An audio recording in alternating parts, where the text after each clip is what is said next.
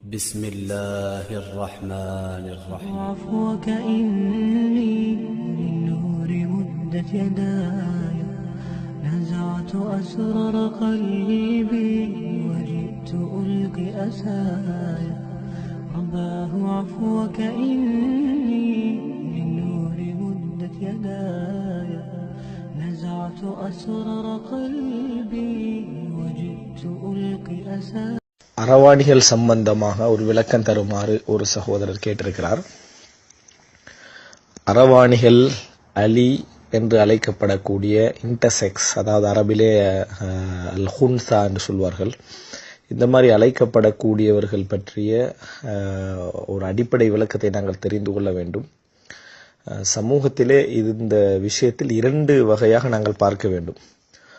ஒன்று, அதாவது உடல் ரீதியாக பிசிக்கலி உடல் ரீதியாக அவர்களே உள்ள மாற்றங்கள், பிறக்கின்ற பொழுது ஆணாகவும் ஆணுடைய அடையாளங்களையும் பெண்ணுடைய அடையாளங்களையும் உறுப்பிலே கொண்டவர்கள், ஆண் உறுப்பும் இருக்கும் பெண் உறுப்பு இருக்கும், இந்த மாதிரியான ஒரு நிலையில் பிறக்கக்கூடியவர்கள், அல்லது ஒரு இன உறுப்பு அதிகமாகவும் அடுத்த பகுதி குறைவாகவும் இருக்கக்கூடியவர்கள், அல்லது அதாவது இரண்டு விதமான அடையாளங்களும் இல்லாதவர்கள். இந்த மாதிரி பிசிக்கல் சேஞ்ச், உடலில் மாற்றங்களோடு பிறக்கக்கூடியவர்களுக்கு தான் இந்த இன்டர்செக்ஸ் அரவாணிகள் அப்படி என்று சொல்லி அழைப்பார்கள். இது வேறு. அடுத்ததாக அதாவது இன்னொரு பகுதி இருக்கிறது. அது என்ன அப்படின்னு சொன்னால் டிரான்ஸ்ஜெண்டர் என்று அழைப்பார்கள் அல்லது டிரான்செக்ஷன் அழைப்பார்கள்.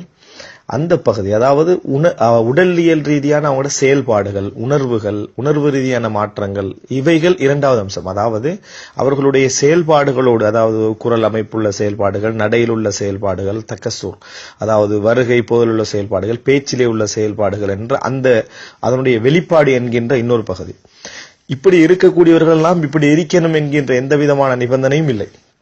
உடலியல் ரீதியாக இவர்கள் ஆணையோ பெண்ணையோ சாராமல் இரண்டும் உள்ளவர்களாகவோ அல்லது இரண்டும் அற்றவர்களாகவோ அல்லது ஒன்று மிகைத்து ஒன்று குறைந்தவர்களாகவோ இருக்கக்கூடியவர்கள் வெளி உலகிலே இப்படித்தான் நிச்சயமாக இருப்பார்கள். அதாவது அவருடைய குரல் மாற்றங்களோ, அவர்களுடைய பேச்சு மாற்றங்களோ, செயல்பாடுகளோ, அவர்களுடைய நடவடிக்கைகளோ ஒரு வித்தியாசமாக இருக்க வேண்டும் என்கின்ற எந்த நிபந்தனையும் இல்லை. அப்படி அந்த மாதிரி என்ன செய்யாது, அந்த மாதிரி வந்துதான் ஆகணும் என்று சொல்லக்கூடிய ஒரு விதமான எந்த நிபந்தனையும் இல்லை. அதனாலதான் இன்டர்செக்ஸையும் அடுத்த பகுதிகளையும் வித்தியாசமான இரண்டு பகுதிகள் என பார்க்க வேண்டும் என்று சொல்லி இன்றைக்கு அதாவது விஞ்ஞான ரீதியாக சொல்வதை நம்ம பார்க்கிறோம். இதை ரசூலுல்லாஹி ஸல்லல்லாஹு அலைஹி வஸல்லம் அவர்களே ஆரம்ப காலத்திலேயே இதை சுட்டி காட்டி இருக்கிறார்கள். அதாவது இந்த குரலில் ஏற்படக்கூடிய மாற்றங்கள் அல்லது வேண்டுமென்றான பெண்கள் போன்ற செயல்பாடு அல்லது ஆண்கள் போன்ற செயல்பாடுகள், இவைகளை பற்றி ரசூலுல்லாஹி ஸல்லல்லாஹு அலைஹி வஸல்லம் அவர்கள் சொல்லி இருக்கிறார்கள். அது உடல் ரீதியாக அந்த நிலையில் உள்ளவர்கள் என்பது இரண்டாவது அம்சம். செயல்பாட்டிலே இது போல நடக்கக்கூடியவர்கள் அப்படி என்கின்ற ஒரு பகுதி இருக்கிறது. இப்போ உதாரணமா ஹதீஸில் எங்கெல்லாம் முஹன்னஸ் அப்படி என்ற வார்த்தைகள் வருகிறதோ, முஹன்னஸ் என்ற வார்த்தை ஹதீஸ்கள்ல வந்தாட அர்த்தம் உடல் ரீதியாக அவங்க அந்த மாதிரி உள்ளவர்கள் அப்படின்ற அர்த்தம் அல்ல. அவர்களுடைய செயல்பாடுகள், அதாவது ஆணாக இருந்து கொண்டு பெண் போல நடிக்கக்கூடிய செயல்பாடு, பெண்ணாக இருந்து கொண்டு ஆண் போல நடிக்கக்கூடிய செயல்பாட்டுக்கு பேர் தான் முஹன்னஸ் என்றது. அந்த உடல்ல இந்த மாதிரி இருந்தால் அந்த மாதிரியான நடிப்பு என்ன செய்யாது, வெளியாகாது. அப்படி இல்லாத நேரத்தில் தான் அந்த மாதிரியான நடிப்புகள் என்ன செய்யும், இயல்பாக அது வெளியாகும் என்பதை நம்ம என்ன செய்ய வேண்டும், புரிந்து கொள்ள வேண்டும். அவங்க அதாவது இன ரீதியாக ரெண்டில் ஒன்றைத்தான் சார்ந்து என்ன செய்வார்கள், பெரும்பாலும் 95% பெரும்பாலும் இரண்டில் ஒன்றைத்தான் சார்ந்து அவர்களுடைய வெளிப்பாடு இருக்கும். ரசூல் ஸல்லல்லாஹு அலைஹி வஸல்லம் அதாவது அவர்களிடத்துல உம்மு சலமா ரலியல்லாஹு அன்ஹா, அவங்களும் உம்மு சலமா ரலியல்லாஹு அன்ஹா வீட்டுக்கு ரசூலுல்லாஹி ஸல்லல்லாஹு அலைஹி வஸல்லம் போறாங்க. அந்த நேரத்துல முஹன்னஸ் ஒத்தரிக்கிறார். முஹன்னஸ்னா அவங்க பெண் தோற்றத்துல உள்ளவங்க, பெண் தோற்றத்துல இருக்கக்கூடியவங்க அந்த இடத்துல இருக்கிறாங்க. அப்ப ரசூலுல்லாஹி ஸல்லல்லாஹு அலைஹி வஸல்லம் அது பெண்ணாகத்தான் அவங்களை என்ன செய்யறாங்க, அதாவது டீல் பண்ணிக்கிறாங்க. அவர் என்ன பேசுறாரு அப்படி என்று சொன்னால், அதாவது யா அப்துல்லா, அவர் என்ன வார்த்தை பேசுறாரு அப்படி என்று சொன்னால் அந்த இடத்துல யா அப்துல்லா இப்னு அதாவது உமையா பார்த்து சொல்றாங்க, யா அப்துல்லா அரஐத இன் ஃபதஹல்லாஹு அலைக்கும் الطائف غدا فعليك بابنتي غيلان فانها تقبل ب4 وتدبر ب8. அதாவது நீங்க தாயிஃபை வெற்றி கொண்டா அங்க இப்படிப்பட்ட பெண்கள் இருப்பாங்க, இப்னத்து கைலான்னு சொல்றாங்க. அவங்க நாளோடு வருவார்கள், 8ஓடு போவார்கள் என்று சொல்லி ஒரு ஒரு பாலியல் ரீதியான ஒரு வர்ணனை அவர் செய்யறார். உடனே ரசூலுல்லாஹி ஸல்லல்லாஹு அலைஹி வஸல்லம் சொல்றாங்க, லா யதுகுலன்ஹ உலை அலைக்குன்ன, இவர்கள் அதாவது உங்களுக்குள் நுழையக்கூடாது, இதுக்கு பின்னால இந்த பெண் போல இருக்கக்கூடிய இவர்கள் உங்களுக்குள்ள நுழையக்கூடாது, வரக்கூடாது அப்படின்னு ரசூலுல்லாஹி ஸல்லல்லாஹு அலைஹி வஸல்லம் அவங்க சொல்றாங்க. இதுல என்ன புரிஞ்சுக்கணும்னு சொன்னால், அவர்களுடைய பெண்ணுடைய உடல் தோற்றம் அவர்களிடத்துல இருந்தாலும் அவங்கள்ட்ட இருக்கக்கூடிய உணர்வு ஆணுடைய அந்த செயல்பாடு தான் என்ன செய்யுது, அவர்கிட்ட இருக்குது. அவருடைய சிந்தனை எல்லாம் பெண்களை பத்தி தான் என்ன செய்யறாரு, சொல்றாரு என்கின்ற அந்த செய்தி என்ன செய்யறோம், நம்ம புரிந்து கொள்கிறோம். அப்ப நம்ம என்ன புரிஞ்சுக்கணும்னு சொன்னா, 2 வகையாக பிரிச்சுக்கணும். உடல் ரீதியாக மாற்றங்களும் அதோடு சேர்ந்து வெளிப்படையான செயல்பாடுகளில் தலைகீழான செயல்பாடுகளும் என்பது ஒன்று. இன்னொன்று வெறும் உடல் ரீதியான மாற்றம், வெளியே அவர்கள் சாதாரண ஒரு ஆண் மாதிரி பெண் மாதிரி இருக்கக்கூடிய செயல்பாடு. இந்த 2 பிரிச்சுக்கணும்.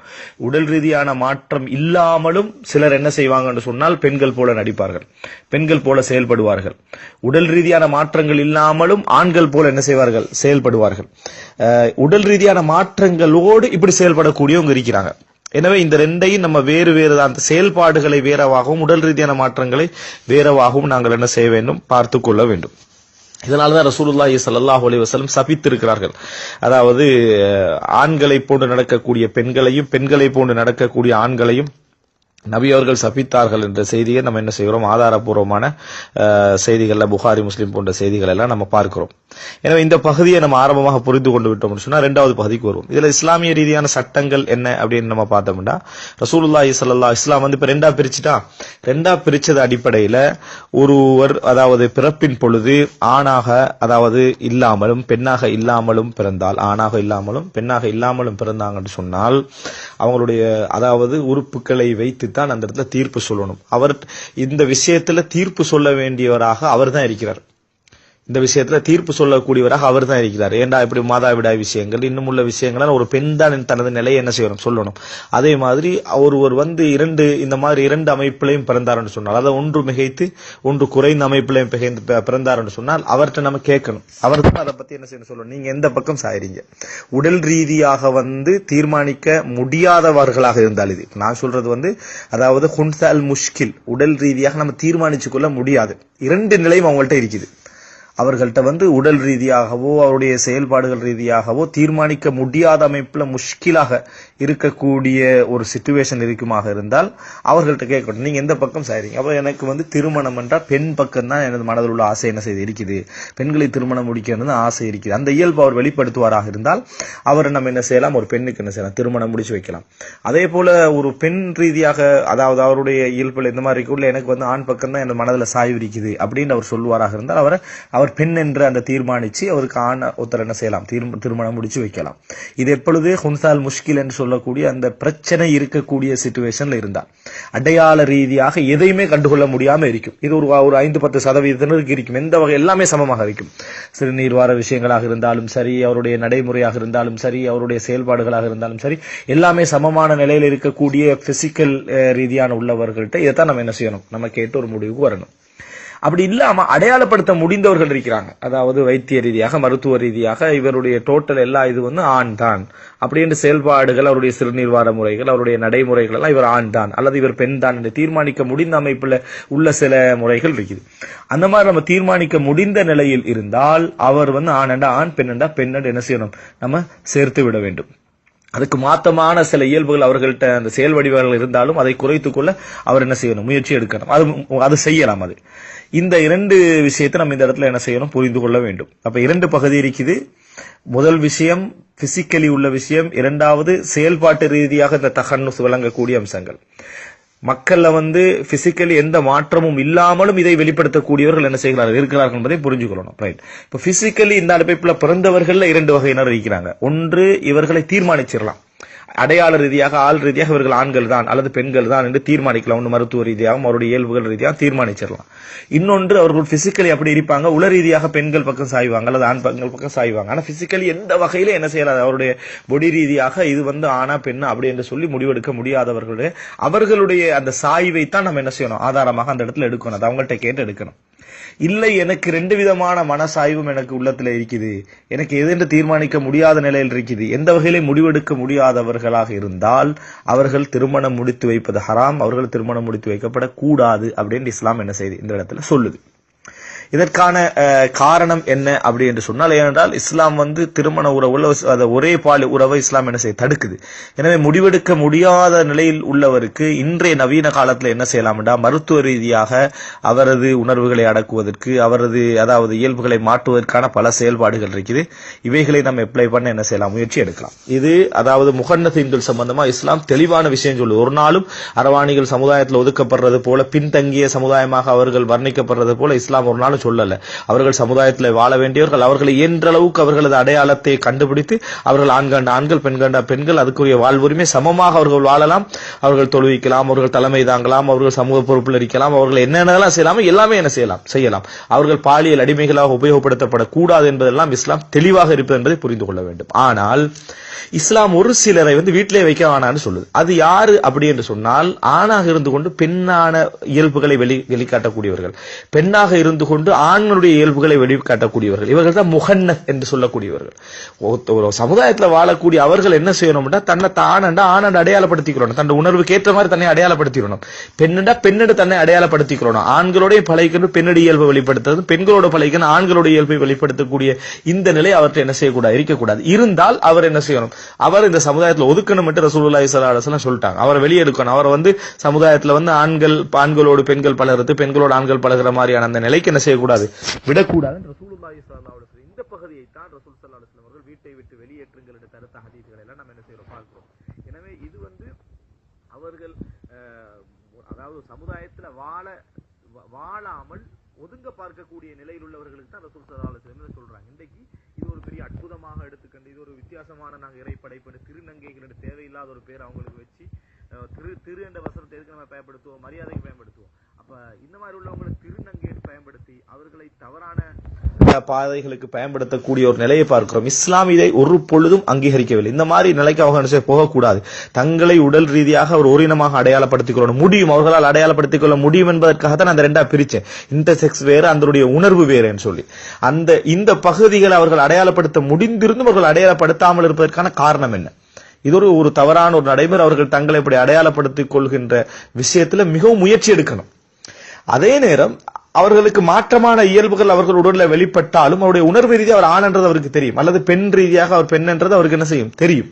இந்த பக்கம் அவர் அவர் உள்ளம் எந்த பக்கம் சாயுதோ அந்த பக்கம் அவர் சாஞ்சிட முடியும் என்கின்ற நிலையில் இருந்தும் மாற்று பகுதிக்கு சாய்கின்ற அந்த நடிப்பிரிக்குது.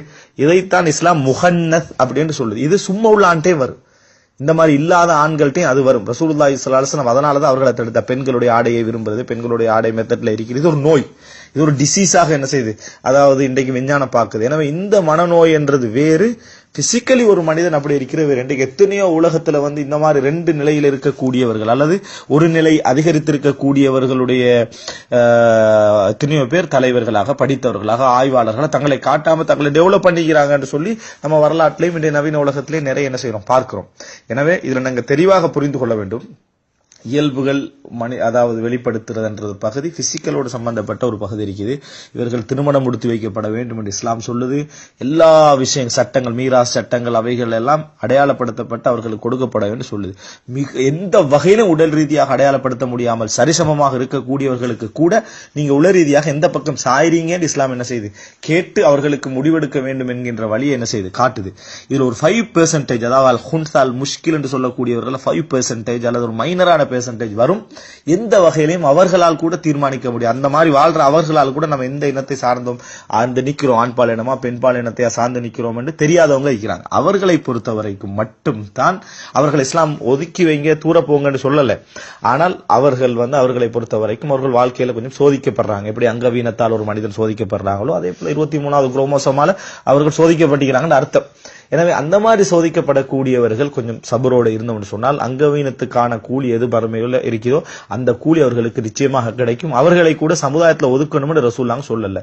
இந்த 100 to 100 இவர்களை ஒதுக்கணும்னு ரசூலுல்லாஹ் சொல்லல. நடிக்கக்கூடியவர், ஆணியல் போட இருந்து கண்டு பெண் இயல்பாக நடிக்கக்கூடியவங்க, பெண் இயல்போடு இருந்து கொண்டு ஆணியல்பாக நடிக்கக்கூடியவர்களை தான் ரசூலுல்லாஹ் தடுத்தாங்க. பாருங்க, உம்மு சலமா ரலியல்லாஹு அன்ஹா வீட்டுல இருந்து கண்டு பெண்களோட உட்கார்ந்து கண்டு ஆம்பளைகளுக்கு அட்வைஸ் பண்றா, இந்த மாதிரி பெண்கள் வருவாங்க, அப்படி கவர்ச்சியா இருப்பாங்க அப்படி என்று சொல்றவங்க பெண்களோடு கூடுவதற்கும் பெண்களோட கூடுவதற்கு இந்த இயல்பு சந்தர்ப்பமா பயன்படுத்துறது. இதைத்தான் ரசூலுல்லாஹி ஸல்லல்லாஹு அலைஹி வஸல்லம் அவர்கள் தடுத்தார்கள் என்பதை புரிந்து கொள்ள வேண்டும். இதுதான் சுருக்கமாக இந்த அதாவது இன்டர்செக்ஸ் என்று சொல்லப்படக்கூடியவர்களையும் அடுத்தது அரவாணிகள் என்று அழைக்கப்படக்கூடிய அலி போன்ற அந்த மாதிரியான இயல்பு கொண்டவர்களை பற்றியான சுருக்கமான ஒரு விளக்கம் இது.